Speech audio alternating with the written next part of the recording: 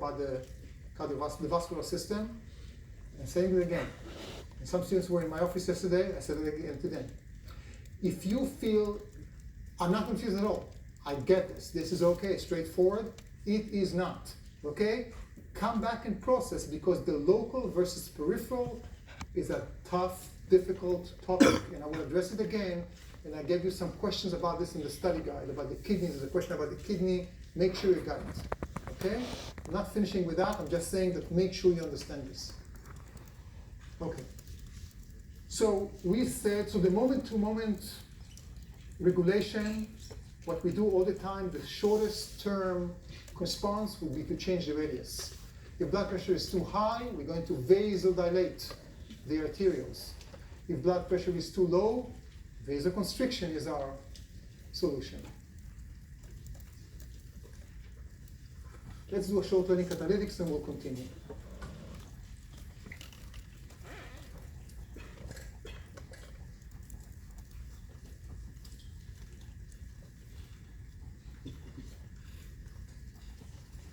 That's going to be short. So, arterioles. Many of you said arteries. So why arteries? Arteries, I mean, why not arteries? Arteries are the ones that basically drive and determine the blood pressure, right? And that's true. But when it comes to the resistance, the most important part of our vascular system is the arterioles, for two reasons. First of all, as we mentioned, we have a lot of arterioles, and when we talk about the diameter, we talk about more friction in those arterioles compared to all the other parts of the blood vessels. So they are the greatest contributors to friction and therefore to resistance. That's one. The second is that we can control them. They are the ones that have so much smooth muscles, of course, compared relevant to the size of the arterioles. Right? And they are the ones that will contract or relax, and that will change the peripheral resistance. We're not going to contract or dilate the large arteries. That's not going to be the solution. It's the arterioles. Olivia. Yes, it's the number of the size, the thickness of the smooth muscles. Again, we have a lot of smooth muscles in the large arteries, right? And the delivering arteries, but when it comes to the ratio, compared to the size, compared to the diameter, the arterioles are the ones that are really enriched smooth muscles. Okay. So, we compare and contrast different mechanisms that contribute to peripheral resistance. Let's talk about short-term and long-term. We already talked about one short-term solution, and we talked about resistance. But as I said, resistance is not the only one, right? So let's assume we have a given resistance, a constant resistance. Let's see what happens if we change the cardiac output. In changing the cardiac output, we can change one of two factors. Which are those? Let's make sure we know this. Stroke volume and heart rate. The other short-term solution would be about heart rate. The more long-term would be the stroke volume. So, first of all, the rationale, if blood pressure BP is too high, let's reduce cardiac output. For example, let's reduce the heart rate. That's pretty easy to do. Who is going to be our target if we want to decrease the heart rate? Who are we going to tell, hey, work slower? I'm going to count to 3. I want to hear 240, I think, students we have today. Again, who is the target, the effector that we're going to say, work slower? 1, 2, 3. You guys are ready for the exam. Okay, let's say no. Or if it's too low, of course, we can say, let's increase cardiac output, for example, increase heart rate.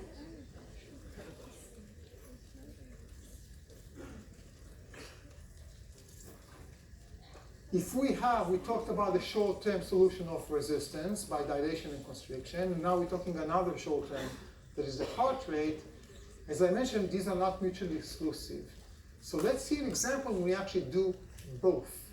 This is going to be one extremely important reflex that is controlled by the cardiovascular system in the medulla oblongata, and it's called the baroreceptor reflex. And we're going to use this as an example of homeostasis of blood pressure.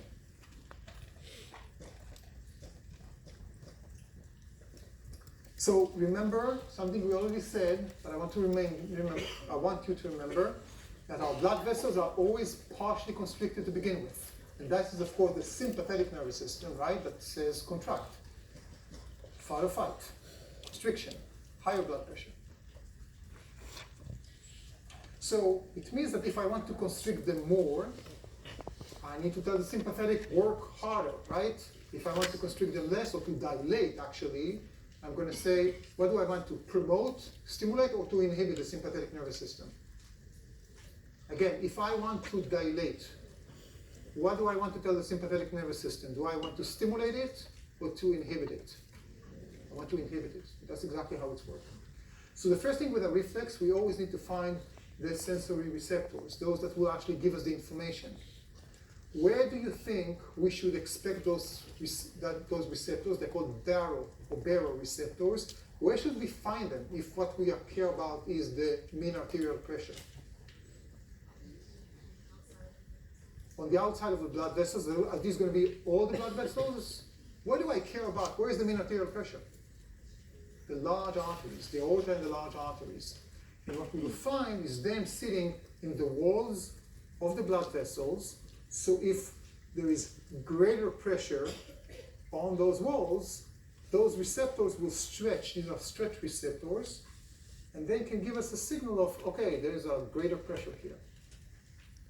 So let's see what we have here. The entire thing represents the entire reflex, but I'm going to do it stepwise. So here's the heart, and this is the aorta. Number one, what you see is the aorta and the large arteries, and that green dot here represents the baroreceptors. Sensory receptors, they are stretch, mechanical receptors. They don't get any input of chemical.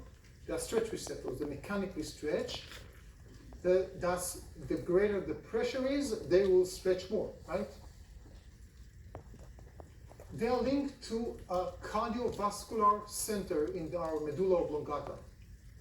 And then we have the parasympathetic and the sympathetic, and we'll talk about that. So remember, in a reflex, we have those 5 points. The sensory receptors, the afferent neurons, these are the neurons here coming from the sensory receptors to the cardiovascular center. The CNS, the integration center, right? In this case, the cardiovascular center. The outputs, parasympathetic and sympathetic. And finally, the effectors. We talked about heart rate, and we talked about blood vessels, right? So we're going to have the heart rate. We talked about the SA node. What about the vessels? What are going to be our effectors? Which blood vessels? Dilate or constrict? Which blood vessels are those? Arterioles, okay? So the sensory input comes from the large arteries. The response comes through the blood vessels, through the arterioles. So let's see how it works. Let's take one scenario, and that will be an increased blood pressure. Everything that I'm going to say now, if you think about decrease, is going to be flipped. We'll just take one example, the increased blood pressure. So you have increased blood pressure, that leads to the expansion of the arteries. Arteries walls. The baroreceptors stretch, and as a result, they start firing more rapidly. If you remember something from what we learned about sensory receptors, they always fire. But they fire 1, 2, 3, and that's not activating anything downstream. But now they will start firing more rapidly, and that will generate more. And we talked so much about EPSPs and so on, and how frequency can have a summation effect. Okay? So if they stretch, they start to signal more rapidly. AP is for action potential, and stimulate the cardiovascular center. Now you guys are sitting in the cardiovascular center, in the war room, control room. You need to make some decision, right? So what would you tell the sympathetic nervous system? Work harder or slow down? Slow down. Guys, what are you going to tell the sympathetic system? Slow down, work harder? Slow down. Slow down, because we want to relax, right? And that's exactly what's going to happen. So the sympathetic nervous system is going to be inhibited, slowed down. Baroreceptors send signals to the center in the medulla, which responds by inhibiting the sympathetic division. Normally, what does the sympathetic division of the autonomic nervous system tells the SA node? Normally, before this response. Work faster or slower? faster. So if I inhibit it, it's going to work slower. What does the sympathetic nervous system tells the muscles in the walls of the arterioles, the smooth muscles? Are they saying contract or relax? Contract. So if we inhibit it, they're going to relax. That's the rationale. So the result is reducing AP frequencies of sympathetic neurons. Number 4, it's right here. That will decrease the signals that go to the SA node. Therefore, we are making the SA node work less fast or more slowly, slowing down the heart rate. And number 5 here, follow the arteriole, is going to inhibit the sympathetic nervous system, so we are not telling those arteries, those arterioles contract, contract, contract. Instead, they relax and they dilate. Remember, they were partially constricted, so now they can dilate.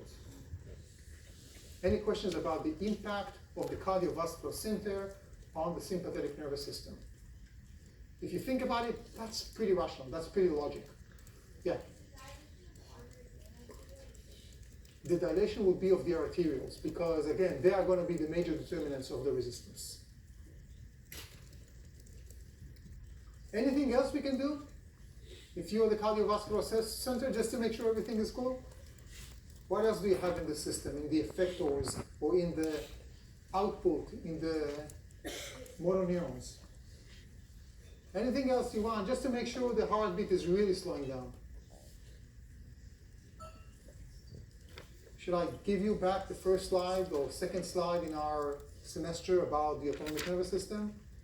It's not just sympathetic, right? What else do we have? Parasympathetic. What would you do in this scenario? Would you stimulate the parasympathetic or inhibit the parasympathetic? Stimulate. That's exactly what we do. Just give me a second, I'll see a question. So in addition to inhibit the sympathetic nervous system, the one you see here in blue, the cardiovascular center, in response to the frequent APs coming from the baroreceptor, will stimulate the parasympathetic, the slow, the rest and digest system that will lower the heart rate by affecting the SA node. Parasympathetic neurons do not intervene, do not control the arterioles. So when it comes to resistance, it's a matter of either you stimulate or inhibit the sympathetic nervous system. When it comes to the heart rate, you can work in both antagonistic ways, parasympathetic and sympathetic. Oh. Okay, so thank you for that. Okay, this should be arterial, sorry for that. I'll fix it. I'll try to remember to fix it. Okay, so parasympathetic, stimulating the SA node inhibition, decreased heart rate, lower CO, lower BP, and you know how they're going to slow it down, right? Which channels they're going to open, for example, right? Which neurotransmitter, think about that. You're familiar with the molecular details here. We'll talk a lot about this.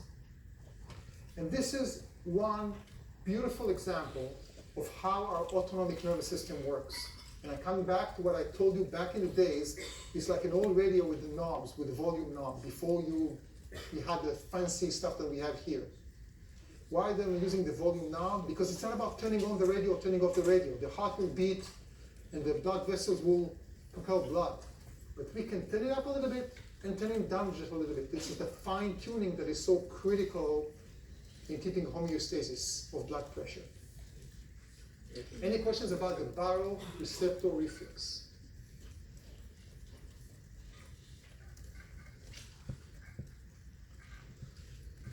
Okay, so summary of this, and then we'll say a word about the long-term control. The short-term controls, okay, are the counteracting moment-to-moment fluctuations in blood pressure by altering peripheral resistance, changing the radius, and second, short-term would be by changing the heart rate, which is pretty like this.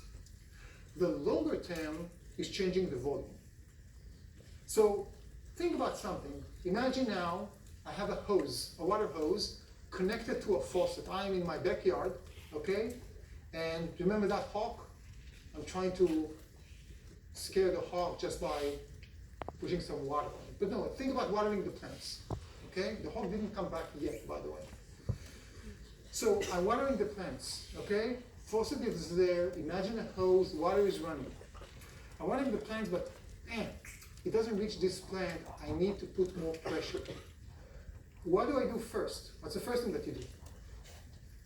You squeeze it, right? What did you do? You just change the radius, right? But what happens if you see, okay, this is just not enough and I cannot hold it so much, right? I will ask my friend, can you go to the faucet and do what? Turn up maybe the faucet, right? Turn up the water, bring me more water, bring me more blood.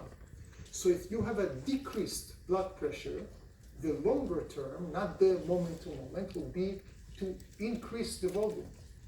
And if on the other hand you have high blood pressure, you want to decrease the volume. Of course, you cannot get rid of all the water, that's what you live on, but you can decrease some. If you want to increase the blood volume, which hormone will you release? ADH. Remember back in the days when we talked about ADH, remember we talked about blood pressure. If you have a problem of chronic high blood pressure, will you take a drug that retains more water, or will you urinate more? Urinate more to remove more volume, exactly one of the mechanisms that some anti-hypertension or chronic high blood pressure work on. Questions? Okay, so we covered all of the systemic blood pressure and all the effects, but I want to go back to the local, because that's important. So imagine this as a small artery delivering blood to these 4 equal A, B, C, D arterioles, right? And you have the blood flow per minute. Now imagine you change resistance and you close partially, or you know what, let's do it more extreme, not like in this example when it's 4th, but imagine you have closed completely, okay? My first question is, what will happen immediately? The first immediate response. Okay, the time is important here to the systemic blood pressure. I want you guys to think together. Don't try to look at the bottom one because it can be misleading. Just think about the top one and think what happens if I close, completely close B. What would happen to the systemic blood pressure? Think together. What will be the impact on the systemic blood pressure? Will it increase or decrease? It's going to increase. Let's think about it in 2 ways. First, the terms that we used, and now we'll think about analogy. You know, it helps some of you. So, if I decrease B, diameter of B, reducing the diameter does what to the resistance? Increase. B is one of many arterioles, so it will increase the systemic blood resistance, right? The peripheral resistance. Not much, it's just one arteriole, but it will increase. If I increase this peripheral resistance, I do what to the systemic blood pressure? I increase. Now, if this is confusing, maybe thinking about visually about an analogy would help. Let's go back to my hose, okay? I'm with my hose right now, okay? Can you all see the hose? I'm with my hose right now, okay? Here's the hose, actually, so we can use that, okay? Now, too much water, I'm going to bend it completely, so there's no water coming out, right? Either intentionally or, you know, sometimes it's folding on itself, but let's say intentionally I bend it completely. What's the local pressure here of water or blood? It's going to be 0. There's no water coming here, right? Look at B, there's a lower local potential or blood pressure, right? But what happens if I look at the faucet? Is there greater or smaller pressure in the faucet? It's a greater because it builds up, right? If we are all customers of Jordan Lake water system, right? And we will decide, all of us are closing our taps and faucets, right? Everything, sinks, showers, whatever. You don't drink anything. There will be a buildup in the entrance, in the big pipe that comes out of the lake, right? On the other hand, if we all open our taps and faucets and everything, the pressure will dissipate, will be released to the local customers. So it's actually inversely. If you decrease the pressure locally, you decrease the pressure locally, but you increase the pressure in the system. That's why it can be really confusing. So we said that, okay, that's a problem, of course, for the systemic blood pressure. We don't want to increase. So how do you solve this? How does the body compensate for that increase in systemic blood pressure? What do? Yeah?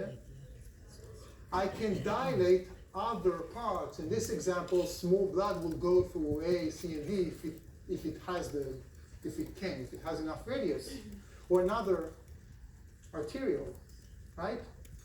What if I don't want to dilate because I don't want more blood flow to some other place? What can I do? Can I decrease something else? What can I decrease? I don't want to dilate to compensate with dilation. Heart rate. I can decrease the heart rate. This happens all the time because if you think about a system, the blood flow and the systemic blood pressure are relatively constant. But it doesn't mean that locally it's constant. There are times when you run that your skeletal muscles need a lot of blood, but your intestine doesn't need as much blood as usual, and your skin does not need as much blood as usual. But then when you eat, you need more blood in the intestine, right? And in the stomach, in the digestive system. So we all the time have this local changes as well as the system works and keeps homeostasis. Any questions? Please make sure after the class, when you do your study guides and everything, make sure you understand the local versus systemic.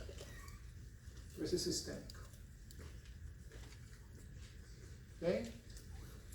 So as we just said, local is something that can change. Maybe I don't want to give this part, not just skin, but this part of the skin right now, too much blood.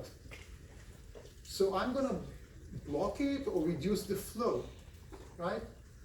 We have those capillary beds, remember, in those specific tissues. And I don't want too much of blood to run through that tissue. I want it to run somewhere else.